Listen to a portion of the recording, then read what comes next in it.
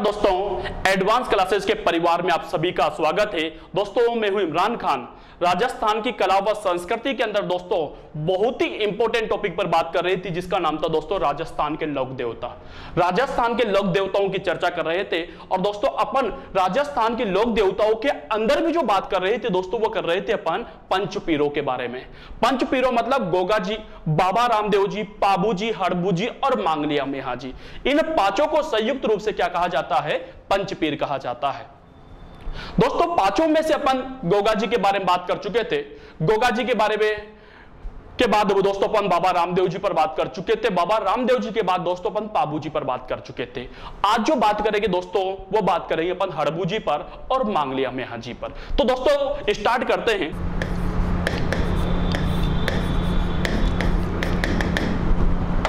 हड़बू जी पर बात कर लेते हैं। तो दोस्तों हड़बू जी, दोस्तों हड़बू जी का जन्म, सबसे पहले मैं जन्म की बात कर लेता हूं दोस्तों।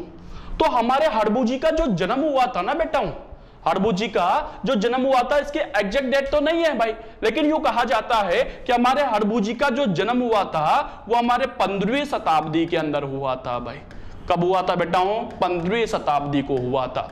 तो हड़बू जी का जन्म कब हुआ भाई? 15वीं शताब्दी के अंदर हुआ। लेकिन सर वह स्थान कौन सा था? वह स्थान कौन सा था जहां पर हमारे हड़बू जी का जन्म हुआ था? इंपॉर्टेंट है बेटा, याद रखना भाई।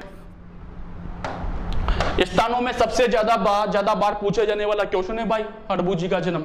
तो दोस्तों याद रखना कि हमारे हड़बू जी का जो जन्म हुआ था बेटा, ये आपके एक स्थान आता है बूडोल। कहां पर बेटा? बूडोल। और बूडोल जो है ना दोस्तों, ये आता है आपके नागौर के अंदर। कहां पर बेटा? नागौर के अंदर आता है। तो हमारे हड़बू जी का जो जन्म हुआ था दोस्तों, वो कहां पर हुआ था? बूडोल नागौर के अंदर हुआ था भाई। कहां पर हुआ था बेटा? बूडोल नागौर के अंदर हुआ था। क्लियर दोस्तों? 15वीं शताब्दी में हुआ था। सर इनके पिताजी कौन थे? सर इनके पिताजी कौन थे भाई? तो इनके जो पिताजी थे दोस्तों, उनका नाम था महाराजा, राजा भी नहीं दोस्तों, महाराजा मेहाजी साकला। इनके जो पापा जी थे दोस्तों, उनका नाम क्या था? महाराजा मेहाजी साकला था भाई। पापा जी कौन थे दोस्तों? महाराजा मेहाजी साकला जी थे भाई। क्लियर दोस्तों? अब दोस्तों पिता की बात कर ली मैंने आप लोगों से, तो मैं बात करना चाहूंगा आप लोगों से दोस्तों, इनकी माता के बारे में जानकारी नहीं मिलती है, तो दोस्तों मैं बात करना चाहूंगा इनकी जाति की। इनकी जाति की बात करना चाहूंगा। तो इनकी जो जाति थी दोस्तों, वो होती है आपके कौन सी जाति के होंगे दोस्तों? और जाति है तो मैं किसकी बात करूंगा? इनके वंश की बात करूंगा भाई। तो दोस्तों इनकी अब तक मैंने दोस्तों आपको 3 लोक देवता पढ़ा दिए, गोगा जी, बाबा रामदेव जी और पाबू जी। तीनों की जो जाति थी दोस्तों, वो क्या थी? राजपूत थी। तो हमारे जो हड़बू जी थे दोस्तों, इनकी जाति भी क्या मानी जाती है? राजपूत मानी जाती है। क्या मानी जाएगी बेटा? राजपूत मानी जाएगी भाई। लेकिन दोस्तों आपको पता होगा कि गोत्र तो अलग अलग होता है और वंश तो अलग अलग होता है। तो इनका जो वंश है दोस्तों, अपने आप समझ में आ रहा होगा क्या वंश होता है दोस्तों? साकला वंश होता है। कौन सा वंश दोस्तों? साकला वंश से बिलोंग करते थे भाई ये। दोस्तों बात कर लेता हूं मैं इनके वाहन की। वाहन इंपॉर्टेंट है दोस्तों, इसको भी याद रखना। इनका जो वाहन माना जाता है, हड़बू जी का जो वाहन होता है दोस्तों, ये आपके सियार होता है भाई। क्या होता है दोस्तों? सियार होता है। तो हड़बू जी का वाहन क्या होता है? सियार होता है। वापस समझना, जन्म कब हुआ था? 15वीं शताब्दी के अंदर हुआ था भाई। जन्म कब हुआ था? 15वीं शताब्दी को। कहां पर? बूडोल नागौर के अंदर। पापा कौन थे? महाराजा मेहाजी साकला, जबकि वाहन क्या होता है? सियार होता है। क्लियर दोस्तों? अब यहां पर बात कर लेता हूं मैं आपसे। यहां पर मैं बात करता हूं, आपको पता होगा मैं सभी के क्या काय पर बात करता हूं? उपनाम पर बात करता हूं। उपनाम में देख लेते हैं। तो दोस्तों नंबर 1 पर बात करें, जो इंपॉर्टेंट है, बहुत ज्यादा इंपॉर्टेंट है, और दोस्तों उसे का नाम है सगुन शास्त्र के ज्ञाता। दोस्तों इन्हें शकुन शास्त्र या सगुन शास्त्र के क्या कहा जाता है? ज्ञाता कहा जाता है। तो अब आपसे एग्जामिनर पूछे कि राजस्थान में कौन से लोक देवताओं को सगुन शास्त्र के ज्ञाता कहा जाता है, तो किसे कहा जाएगा दोस्तों? वो आपके हड़बू जी को कहा जाएगा। नंबर 2 दोस्तों, इन्हें योगी कहा जाता है, और दोस्तों इन्हें सन्यासी भी कहा जाता है। योगी थे, सन्यासी थे भाइयों, तो इन्हें योगी भी कहा जाता है, सन्यासी भी कहा जाता है। दोस्तों नंबर 3 पर बात करूं तो इन्हें वचन सिद्ध पुरुष भी कहा जाता है, जो नहीं पूछा जाता भाई। वचन सिद्ध पुरुष भी कहा जाता है भाई। क्लियर दोस्तों? तो इंपॉर्टेंट रूप से यहां पर आपको केवल क्या याद रखना है कि इन्हें सगुन शास्त्र के ज्ञाता कहा जाता है, इनका वाहन याद रखना है और इनका जन्म स्थान याद रखना है। 3 चीजें आपको मुख्य रूप से याद रखनी है बेटा। क्लियर दोस्तों? एक बार स्क्रीनशॉट लेना चाहो तो आप लोग लिख सकते हो, कोई डाउट नहीं। चलिए, तो दोस्तों अपन जो बात कर रहे थे वो बात कर रहे थे हड़बूजी पर। नंबर 4 लोग देवता चल रहे थे दोस्तों, जिनका नाम था हड़बूजी। हड़बूजी महाराज पर बात कर रहे थे। और दोस्तों हड़बूजी महाराज का जो जन्म हुआ था दोस्तों, बूडोल नागौर के अंदर हुआ था भाई। यानी हड़बूजी कहां पर रहा करते थे दोस्तों? बूडोल नागौर के अंदर रहा करते थे भाई। दोस्तों इन हड़बूजी के एक मौसेरे भाई भी थे भाई, मौसेरे भाई, याद रखना बेटा। इनके एक मौसी का लड़का भी था भाई। मौसेरा भाई का मतलब मौसी का लड़का, तो इनके एक मौसेरा भाई भी था, मतलब मौसी का लड़का भी था। और उसका नाम दोस्तों आप सभी ने सुन रखा है, आप सभी ने जान रखा है। और दोस्तों उनके बारे में मैं अच्छी तरह आप लोग को समझा चुका हूं, बता चुका हूं। और उनका नाम था दोस्तों, क्या नाम था दोस्तों? बाबा रामदेव जी। बाबा रामदेव जी।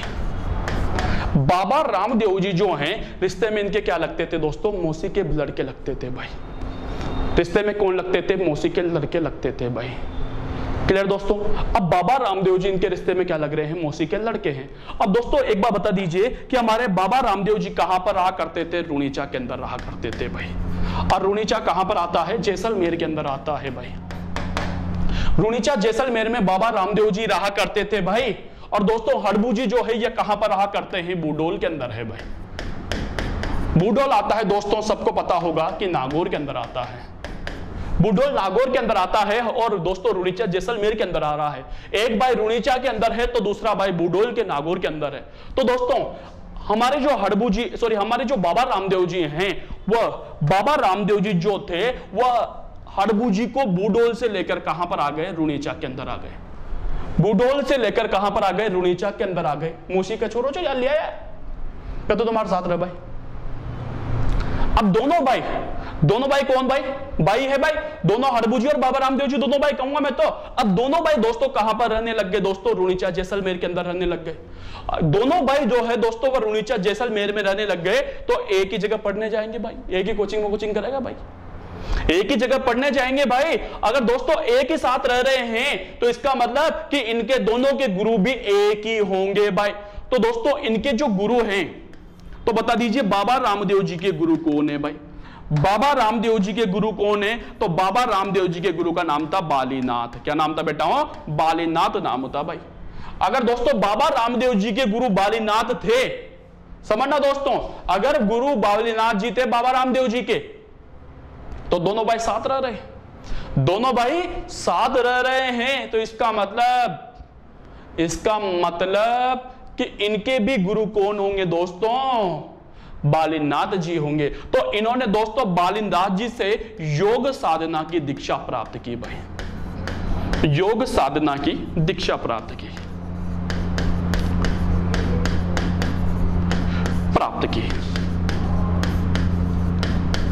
क्लियर दोस्तों? अब यहां पर समझना, दोनों के गुरु बालीनाथ है। अब क्वेश्चन ये पूछ ले कि हड़बूजी ने योग साधना की दीक्षा किससे प्राप्त की थी? तो बालीनाथ जी से प्राप्त की थी भाई। लेकिन ये पूछ लिया जाए कि हड़बूजी ने गुरु बालीनाथ से योग साधना की दीक्षा किसके कहने पर, किसकी प्रेरणा से प्राप्त की थी? तो किसकी प्रेरणा से, किसके कहने पर प्राप्त की थी दोस्तों? बाबा रामदेव जी के कहने पर। तो दोस्तों बाबा रामदेव जी की प्रेरणा से इनको जो प्रेरणा मिली थी दोस्तों वह किससे मिली थी? बाबा रामदेव जी से मिली थी भाई। रामदेव जी, बाबा रामदेव जी की प्रेरणा से दोस्तों इन्होंने गुरु बालीनाथ से योग साधना की दीक्षा प्राप्त की। दोस्तों हमारे जो हड़बूजी थे, ध्यान दीजिएगा, हड़बूजी जो थे, अब दोनों भाई साथ साथ रह रहे हैं भाई। कहां पर रह रहे हैं? रुणीचा जैसलमेर में। हड़बूजी और बाबा रामदेव जी दोनों भाई रुणीचा जैसलमेर में साथ साथ रह रहे हैं भाई। अगर दोस्तों दोनों साथ साथ रह रहे हैं तो एक ही पार्टी को ज्वाइन करेंगे, एक ही पार्टी को ज्वाइन करेंगे। और दोस्तों आपको मैंने कहा था कि बाबा रामदेव जी ने स्वयं एक पंथ चलाया था, एक पार्टी बनाई थी, एक पंथ बनाया था रुणीचा जैसलमेर के अंदर। रुणीचा जैसलमेर के अंदर एक पंथ बनाया था। और दोस्तों उस पंथ का नाम क्या था? कामड़िया पंथ। तो हमारे दोनों भाई साथ है दोस्तों, यार दोनों भाई साथ हैं। तो हमारे जो हड़बूजी थे वो कौन से पंथ से दीक्षित हुए थे बेटा? कामड़िया पंथ से। कामड़िया पंथ से। कामड़िया पंथ से ये क्या हुए थे दोस्तों, दीक्षित हुए थे भाई। कामड़िया पंथ से क्या हुए बेटा, ये दीक्षित हुए। तो आपसे पूछा जाए कि राजस्थान के कौन से लोक देवता कामड़िया पंथ से दीक्षित हुए थे, तो हड़बू जी थे। क्यों शिक्षित हुए थे दोस्तों, क्योंकि ये बाबा रामदेव जी के भाई थे और दोनों भाई कहां पर रहा करते थे, रुणीचा जैसलमेर के अंदर रहा करते थे। और रुणीचा जैसलमेर के अंदर ही बाबा रामदेव जी ने दोस्तों एक पंथ चलाया था जिसका नाम था कामड़िया पंथ, जिसके बारे में जानकारी पहले दे चुका हूं आप लोगों को। क्लियर दोस्तों। तो ये कौन से पंथ से दीक्षित हुए थे दोस्तों, कामड़िया पंथ से दीक्षित हुए थे। क्लियर दोस्तों। अब दोनों भाई साथ साथ रह रहे हैं भाई, दोनों भाई साथ साथ रह रहे हैं। अब रह ले तो हड़बू जी ने पूछी बाबा रामदेव जी से कि भाई साहब मैं आपके साथ तो रह रहा हूं, मैं आपके साथ तो रह रहा हूं, लेकिन रुणीचा के अंदर आ तो गया मैं बूढ़ोल से, लेकिन यह तो बता दियो कि मुझ काहे काम करूं, मैं रुणीचा के अंदर काम क्या करूं, मेरे को काम तो बता दो। तो दोस्तों बाबा रामदेव जी ने हड़बू जी को क्या काम दिया वो भी सुनिए दोस्तों। हमारे हड़बू जी के पास एक गाड़ी थी भाई। क्या थी बेटा, गाड़ी थी भाई। अब आप इसे गाड़ी को बैलगाड़ी कहो, सियार गाड़ी कहो, ऊंट गाड़ी कहो, मेरे को कोई मतलब नहीं है भाई, लेकिन इनके पास क्या थी बेटा, गाड़ी थी भाई। तो अब क्या काम दिया बेटा, दोनों भाई रह रहे हैं। तो देखिए आप दोस्तों, यह है रुणीचा और रुणीचा जैसलमेर के अंदर आता है। इस रुणीचा के अंदर बाबा रामदेव जी का आश्रम था भाई। क्या था बेटा, आश्रम। और इसी आश्रम के अंदर ध्यान दीजिएगा, इसी आश्रम के अंदर जो है, इसी आश्रम के अंदर जो है वो एक गौशाला थी बेटा। ये मान लीजिए ये गौशाला है भाई, ये गौशाला। और ये गौशाला कहां पर है बेटा, आपके रुणीचा के अंदर, रुणीचा जैसलमेर में गौशाला। क्लियर बेटा। अब रुणीचा जैसलमेर में गौशाला तो है, और आपको पता होगा रुणीचा जैसलमेर जो है वो राजस्थान के पश्चिमी भाग में है। आजकल तो काफी उन्नति हो गई गंगा नहर के कारण, लेकिन दोस्तों पहले वहां पर बरसात कम होती है तो वहां पर वनस्पति नहीं पाई जाती, पेड़ पौधे नहीं पाए जाते। तो यहां पर गौशाला के अंदर दोस्तों गायें तो है, मैं कह रहा हूं यहां पर गायें तो है, लेकिन गायों के लिए क्या नहीं है दोस्तों, यहां पर चारा नहीं है भाई। गायें हैं गौशाला के अंदर, लेकिन गायों के लिए क्या नहीं है दोस्तों, चारा नहीं है भाई। तो दोस्तों हमारे हड़बू जी ने, बाबा रामदेव जी ने हड़बू जी से कहा कि भाई हड़बू, कहियो भाई साहब का तू तो कुछ काम वाम दाम मत कर, तू तो कुछ काम मत कर, तू तो एक काम किया कर, तेरे पास गाड़ी है। कहा भाई साहब है, बोलो क्या काम करना है। तू तो कुछ भी मत किया कर कि ये जो गौशाला के अंदर जो गायें हैं, और इन गायों के अंदर भी ध्यान दीजिएगा, इन गायों के अंदर भी जो अपंग गायें हैं, इन गायों के अंदर भी जो अपंग गायें हैं, उन गायों के लिए तू तो क्या लाया कर, चारा लाया कर दोस्तों। तो हमारे हड़बू जी दोस्तों वापस सुनिए, हमारे हड़बू जी कोई काम नहीं किया करते थे। ये मुख्य रूप से क्या काम किया करते थे, तो क्या काम करते थे कि मारवाड़ के अंदर, मारवाड़ी था दोस्तों, तो मारवाड़ के अंदर अपंग गायों के लिए क्या लाया करते थे दोस्तों, चारा लाया करते थे। आगे बात समझ में। तो हड़बू जी क्या काम करेंगे, चारा लाने का। ठीक है, चलिए दोस्तों आ जाओ मैं, तो इसको हटा देते हैं। ये चीज समझ में आ गई सबको। चलिए तो यहां पर बात कर लेते हैं अपन दोस्तों, हड़बू जी का प्रसिद्ध मंदिर, प्रसिद्ध मंदिर दोस्तों, इनका जो प्रसिद्ध मंदिर बना हुआ है, हड़बू जी का जो प्रसिद्ध मंदिर बना हुआ है ना दोस्तों, ये एक गांव आता है आपके बेंगटी गांव। कौन से गांव दोस्तों, बेंगटी गांव। हड़बू जी का जो प्रसिद्ध मंदिर बना हुआ है वह कहां पर बना हुआ है, बेंगटी गांव। और ये जो बेंगटी गांव आता है दोस्तों, ये आता है आपके फलोदी के अंदर। और फलोदी कहां पर आता है दोस्तों, जोधपुर के अंदर आता है। तो हड़बू जी का जो प्रसिद्ध मंदिर बना हुआ है वह कहां पर बना हुआ है, बेंगटी गांव फलोदी जोधपुर के अंदर बना हुआ है भाई। कहां पर बेटा हूं, बेंगटी गांव। कौन सा गांव, बेंगटी गांव। अगर दोस्तों वापस सुनना, हड़बू जी का प्रसिद्ध मंदिर बेंगटी गांव फलोदी जोधपुर में बना है, तो यहां पर मंदिर है, यहां पर मंदिर है, तो यहां पर क्या होगी दोस्तों, मंदिर के अंदर ध्यान दीजिएगा, मंदिर है तो मंदिर के अंदर मूर्ति होगी भाई, मूर्ति होगी भाई, मंदिर है तो दोस्तों बात कर लूं आप लोगों से कि इनके मंदिर में, इनके मंदिर में जो हड़बू जी का मंदिर है ना बेटा बेंगटी गांव में, तो इनके मंदिर में, इनके मंदिर में मूर्ति नहीं होती है भाई, मूर्ति नहीं होती। दोस्तों हड़बू जी का जो मंदिर होता है, इस मंदिर के अंदर मूर्ति नहीं होती है। फिर आप लोग मेरे से कहोगे कि सर मैंने पूछा क्या हुआ भाई? आपने कहा सर यहां पर मूर्ति नहीं है, तो मंदिर तो है, अगर हम यहां पर जाएं तो हम किसकी पूजा करेंगे? तो दोस्तों यहां पर मंदिर है, मंदिर के अंदर मूर्ति तो नहीं है भाई, लेकिन दोस्तों यहां पर जो पूजा की जाती है वह उसी गाड़ी की पूजा की जाती है भाई। कौन सी गाड़ी की भाई? कौन सी गाड़ी की? अरे वही गाड़ी जिससे यह मारवाड़ के अंदर अपंग गायों के लिए क्या लाया करते थे? चारा लाया करते थे भाई। वह गाड़ी आज भी मौजूद है और वह गाड़ी प्रेजेंट टाइम पर कहां पर रखी हुई है दोस्तों? बेंगटी गांव के अंदर रखी हुई है। तो मंदिर के अंदर जो पूजा की जाती है प्रतीक के रूप में, वह काहे की जाती है दोस्तों? गाड़ी की जाती है। तो इनके मंदिर में मूर्ति नहीं होती है, बल्कि प्रतीक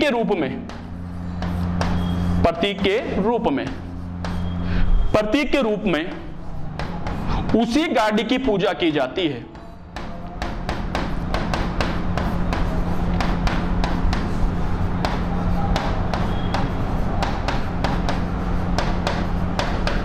उसी गाड़ी की पूजा की जाती है जिससे यह अपंग गायों के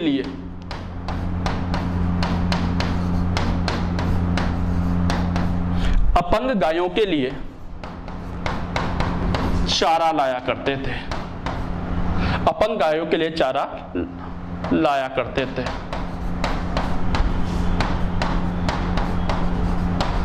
तो समझिए दोस्तों, इनके मंदिर के अंदर मूर्ति नहीं होती बेटा। बेंगटी गांव फलोदी जोधपुर के अंदर जो इनका मंदिर है, उस मंदिर के अंदर मूर्ति नहीं होती है। अगर दोस्तों मूर्ति नहीं है तो आप पूछोगे सर काहे की पूजा करें? तो काहे की पूजा की जाएगी दोस्तों? काहे की पूजा की जाएगी? उसी गाड़ी की पूजा की जाएगी भाई। उसी गाड़ी की पूजा की जाती है। कौन सी गाड़ी की भाई? कौन सी वह गाड़ी भाई? तो वो गाड़ी कौन सी दोस्तों? जिससे ये अपन गायों के लिए क्या लाया करते थे? चारा लाया करते थे। वह गाड़ी आज भी मौजूद है दोस्तों, और प्रेजेंट टाइम पर जो रखी हुई है दोस्तों, वो कहां पर रखी हुई है दोस्तों? कहां पर? बेंगटी गांव फलोदी जोधपुर के अंदर रखी हुई है, जिसकी प्रतीक के रूप में पूजा की जाती है। क्लियर दोस्तों? अगली बात कर लेता हूं मैं आप लोगों से। यहां पर ही हड़बू जी के बारे में बात कर रहा था, तो हड़बू जी के बारे में एक और बात कर लेता हूं। चौथे लोक देवताओं की बात कर रहा था और जिनका नाम था हड़बू जी। क्लियर बेटा? अब हड़बू जी के बारे में बात कर रहा हूं। उससे पहले दोस्तों एक राजा का नाम आपने सुना होगा भाई, शायद सुन लिया हो, और उस राजा का नाम था दोस्तों राव जोधा। क्या नाम था दोस्तों? राव जोधा। क्या नाम था बेटा? राव जोधा। कोई बताएगा मेरे को राव जोधा ने क्या किया था? राव जोधा ने क्या किया था? तो दोस्तों जो राव जोधा था, ध्यान दीजिएगा, जो राव जोधा था इसने जोधपुर की स्थापना की थी भाई। जोधपुर की स्थापना इस व्यक्ति ने जोधपुर की स्थापना की थी। कब की थी दोस्तों? 1459 में। और 1459 में दोस्तों इसने मेहरानगढ़ दुर्ग का निर्माण भी करवाया था भाई। मेहरानगढ़ दुर्ग का निर्माण भी करवाया। समझना, राव जोधा ने जोधपुर बनाया भाई। जोधपुर तो जानते हो ना? जोधपुर जो बनाया था, जोधपुर की जो स्थापना की थी वो किसने की थी? राव जोधा ने की थी। अब दोस्तों आप भी क्या करते हो बेटा? कोई भी नया काम किया जाता है तो सबसे पहले आशीर्वाद लिया जाता है। बड़े बुजुर्गों का आशीर्वाद लिया जाता है, मम्मी पापा का लिया जाता है, गुरु का लिया जाता है, महात्मा का लिया जाता है, देवताओं का लिया जाता है। अरे दोस्तों किसी ना किसी का आशीर्वाद लिया जाता है कोई भी नया काम करने। तो राव जोधा दोस्तों यार जोधपुर की स्थापना कर रहा है भाई, तो किसी ना किसी का आशीर्वाद लेगा भाई, किसी ना किसी का तो आशीर्वाद लेगा। तो दोस्तों इस राव जोधा ने, ध्यान दीजिएगा बेटा, इस राव जोधा ने जब जोधपुर की स्थापना की थी तो वहां पर किसका आशीर्वाद लिया था दोस्तों? आपके हड़बू जी का आशीर्वाद लिया। किसका आशीर्वाद लिया दोस्तों? हड़बू जी का आशीर्वाद। जो आशीर्वाद लिया दोस्तों वो किसका आशीर्वाद लिया? हड़बू जी का आशीर्वाद। और हड़बू जी दोस्तों ध्यान दीजिएगा, जब आशीर्वाद लेते हैं तो कुछ ना कुछ दिया जाता है भाई, कुछ ना कुछ दिया जाता है। तो यहां पर भी तो आशीर्वाद ले रहे हैं, तो यहां पर हड़बू जी को, ध्यान दीजिए बेटा सभी बच्चे बोर्ड पर, यहां पर हड़बू जी ने राव जोधा को, यहां पर हड़बू जी ने राव जोधा को आशीर्वाद के रूप में क्या दी थी बेटा? वो आपके कटार दी थी भाई। क्या दिया था बेटा? कटार दी थी। और इसी कटार के आशीर्वाद से राव जोधा ने किसकी स्थापना कर ली? जोधपुर की स्थापना कर ली भाई। इसी कटार के आशीर्वाद से राव जोधा ने किसकी स्थापना कर ली? जोधपुर की स्थापना कर ली भाई। हो गई जोधपुर की स्थापना, जोधपुर की स्थापना हो गई भाई। तो जोधपुर की स्थापना हो गई तो राव जोधा का भी कोई ना कोई फर्ज बनता है भाई। अरे राव जोधा का भी कोई ना कोई फर्ज बनता है कि उनको कुछ ना कुछ दे भाई, क्योंकि उनके आशीर्वाद से ही तो राव जोधा ने जोधपुर की स्थापना की थी यार, तो इनका भी कोई ना कोई फर्ज बनता है। तो दोस्तों राव जोधा ने इनको उपहार दिया भाई, कुछ ना कुछ तो देना पड़ेगा भाई, तो इनको उपहार दिया। अब उपहार में क्या दिया दोस्तों, तो इन्होंने उपहार के रूप में दोस्तों एक तो दिया था नंबर 1 पर बेंगटे की जागीर, बेंगटे की जागीर। जानते हो ना बेंगटे गांव फलौदी जोधपुर जहां पर इनका मंदिर बना हुआ है, वह गांव दोस्तों आज भी हड़बू जी के नाम है भाई। वह गांव बेंगटी का जो गांव है वह हड़बू जी को किसने दिया था बेटाओं, किसने दिया था, एक सेकंड, हड़बू जी को वह गांव किसने दिया था दोस्तों, वह राव जोधा के द्वारा दिया गया था। और दोस्तों एक तो बेंगटी की जागीर दी थी और दूसरा क्या दिया, तो दूसरा गाड़ी दी थी भाई। मैंने कहा था हड़बू जी के पास एक गाड़ी थी, जिस गाड़ी में यह अपंग गायों के लिए दोस्तों दूर दूर से चारा लाया करते थे, वह गाड़ी इनको किसके द्वारा दी गई थी दोस्तों, तो वह राव जोधा के द्वारा दी गई थी। क्लियर दोस्तों, तो यहां से क्वेश्चन समझना दोस्तों। पहला क्वेश्चन, राव जोधा ने जोधपुर की स्थापना कब की, 1459 के अंदर। राव जोधा ने जोधपुर की स्थापना किसके आशीर्वाद से की, तो हड़बू जी के आशीर्वाद से। समझना दोस्तों क्वेश्चन को। अगला क्वेश्चन, राव जोधा ने हड़बू जी ने आशीर्वाद के रूप में राव जोधा को क्या दिया था, कटार दी थी। क्या दी थी बेटा, कटार दी थी। अगला क्वेश्चन, राव जोधा ने जोधपुर राज्य की स्थापना हो जाने के बाद, जोधपुर राज्य की स्थापना हो जाने के बाद हड़बू जी को उपहार में क्या दिया, तो क्या दिया बेटाओं, बेंगटे की जागीर और गाड़ी दी थी बेटाओं, बेंगटे की जागीर व गाड़ी। तो राव जोधा ने तो बेंगटे की जागीर व गाड़ी दी थी, जबकि हड़बू जी ने क्या दिया था बेटाओं, कटार दी थी। क्लियर दोस्तों, तो ये थे दोस्तों हमारे कौन से लोक देवता, छोटे लोक देवता, जिनका नाम था दोस्तों, जिनका नाम था दोस्तों हड़बू जी महाराज या हड़बू जी साकला। क्लियर दोस्तों, जो बाबा रामदेव जी के मौसेरे भाई थे। क्लियर, अगले लोक देवताओं पर चर्चा कर लेता हूं। और पंचपीरों में दोस्तों हमारे पास पांचवें लोक देवता जो हमारे सामने आते हैं वो आते हैं दोस्तों नंबर 5 पर, और उनका नाम था दोस्तों मांगलिया, मांगलिया मेहाजी। मांगलिया मेहाजी के बारे में बात करते हैं। छोटे से लोक देवता, ज्यादा बात नहीं करेंगे, पर 2-3 लाइन इनको समझना दोस्तों। मांगलिया मेहाजी का जन्म, दोस्तों मांगलिया मेहाजी जो थे वह हड़बू जी के बेस्ट फ्रेंड थे भाई, बहुत अच्छे दोस्त थे हड़बू जी के भाई। अगर दोस्तों मैं कह रहा हूं कि हड़बू जी के दोस्त थे भाई, मैं कह रहा हूं आप लोगों से कि मांगलिया मेहाजी जो हैं वह हड़बू जी के दोस्त हैं। अगर दोस्तों दोस्त हैं तो इसका मतलब जन्म भी आसपास ही हुआ होगा भाई। अगर दोस्त हैं तो जन्म भी आसपास ही हुआ होगा। तो एक बार बता दीजिए हमारे हड़बू जी का जन्म कब हुआ था, तो हड़बू जी का जन्म हुआ था 15वीं शताब्दी में। तो इनका भी जन्म कब होगा बेटाओं, 15वीं शताब्दी के अंदर, 15वीं शताब्दी में इनका जन्म हुआ भाई।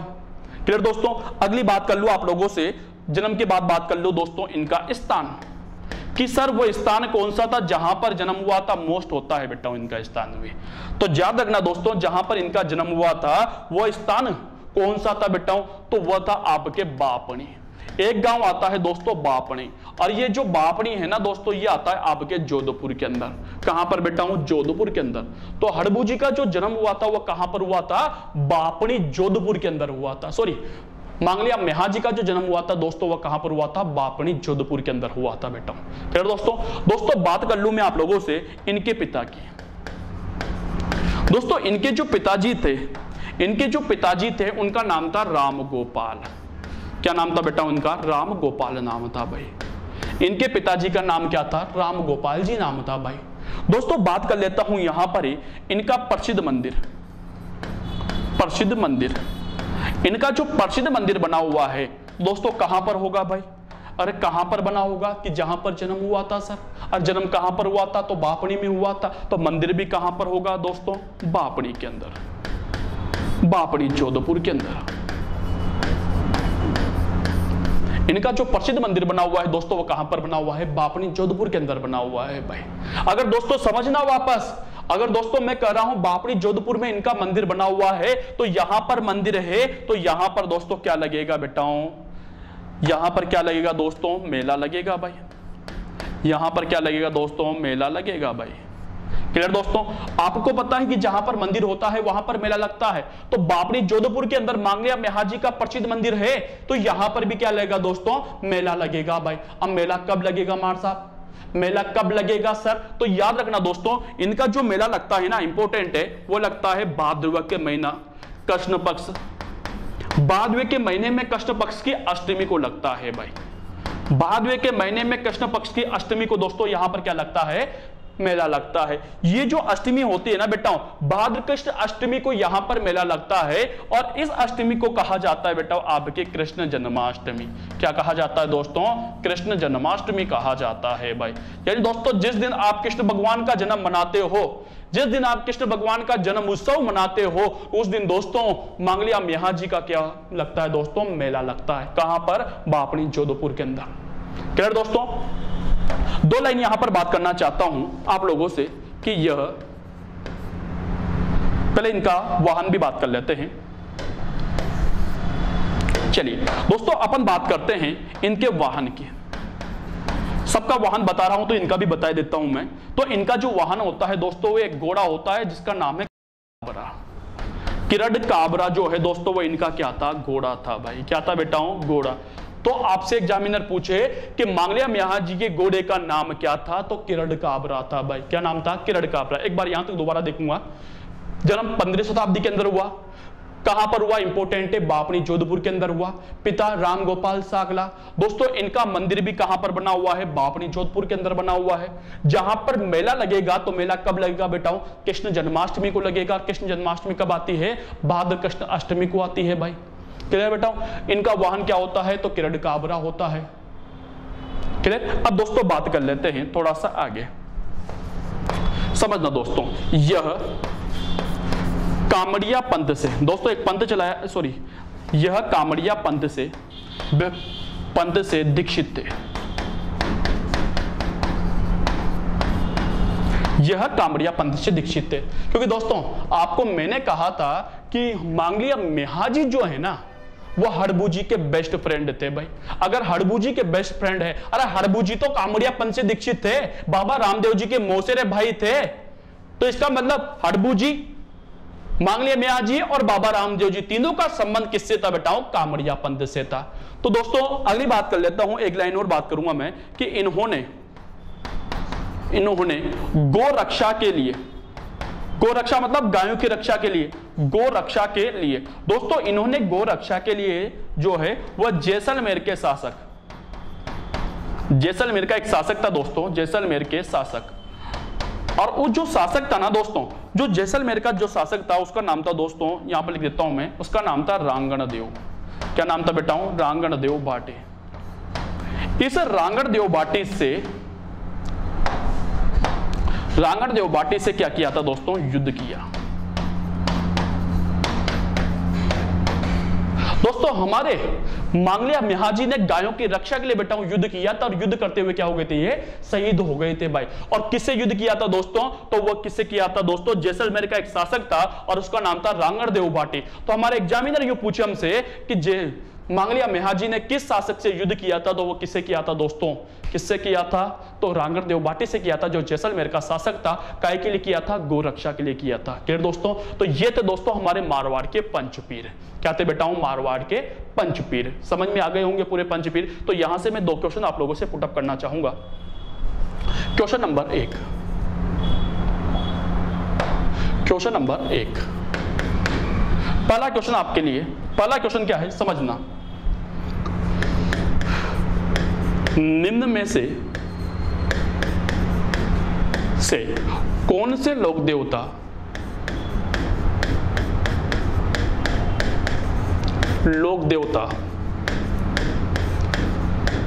पंचपीरों में शामिल नहीं है। निम्न में से कौन से लोक देवता पंचपीरों में शामिल नहीं है। अ ऑप्शंस मेहाजी, ब ऑप्शंस हड़बूजी, स ऑप्शंस तेजाजी। The options